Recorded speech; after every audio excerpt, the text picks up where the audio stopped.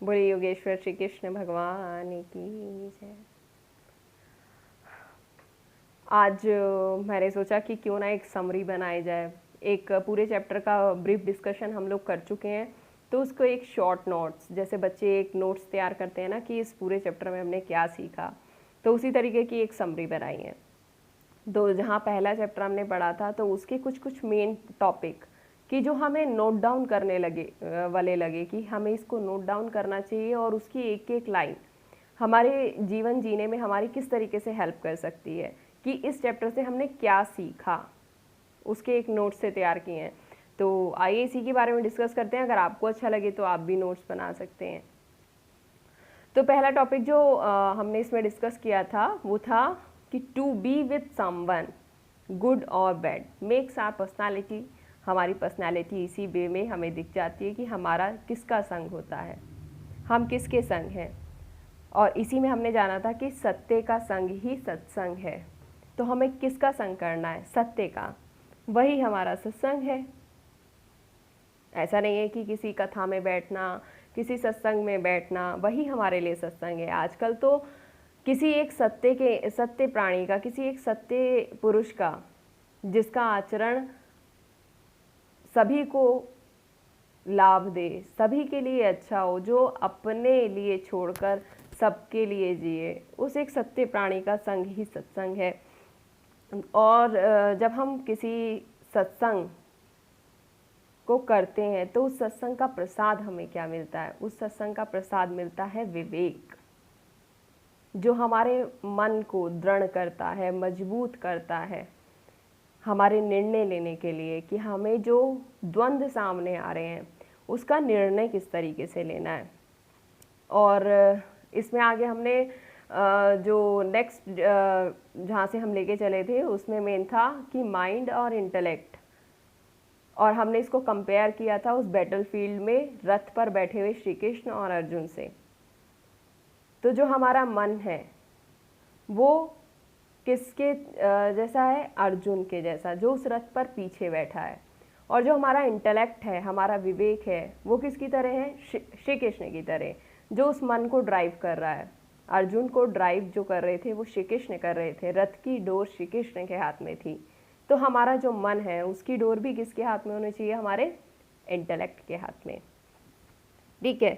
और आगे हमने डिसाइड किया था कि जो उस कार में डलने वाला फ्यूल होता है, यानी कि हमारी स्पिरिट, वो हम सब में सेम है।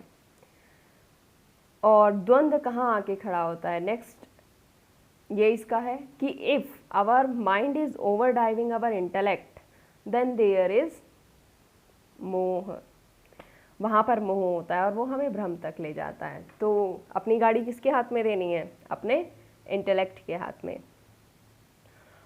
और नेक्स्ट इसमें है कि भगवत गीता क्या काम करती हैं।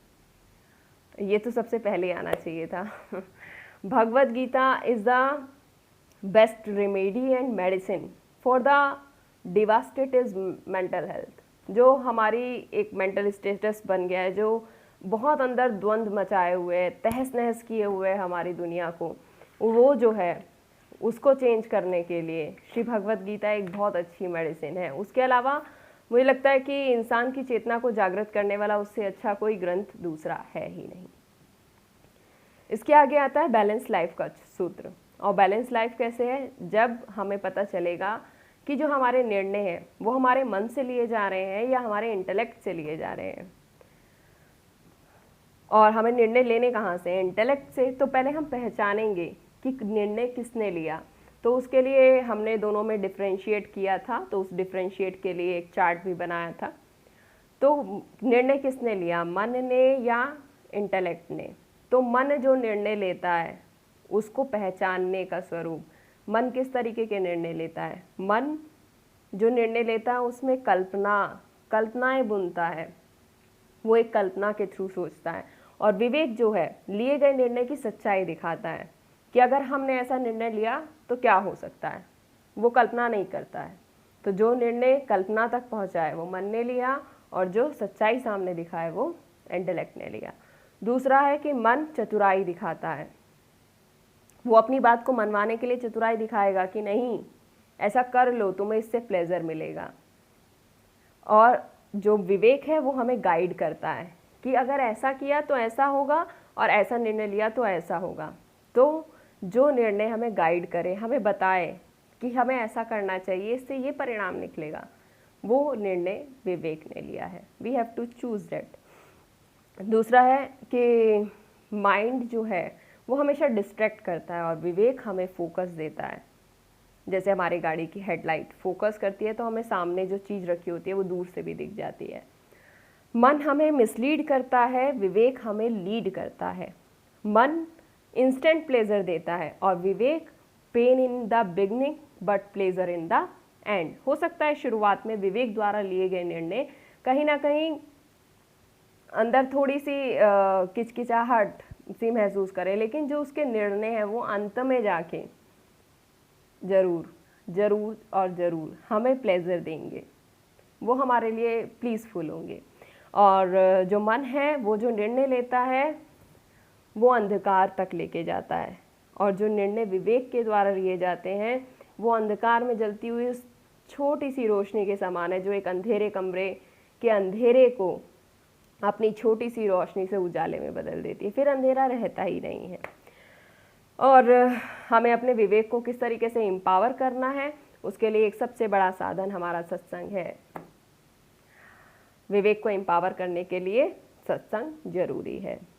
और last but not the least, अगर हम अपने कर्म के क्षेत्र में धर्म की खेती करते हैं तो खुशबू फैलती है, और अगर धर्म के क्षेत्र में कर्म की खेती करेंगे तो उसका कोई आगे फ्यूचर नहीं होगा।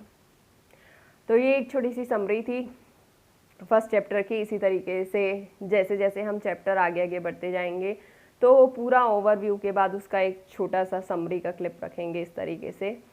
तो बताइएगा कि कैसा लगा। श्री राधे।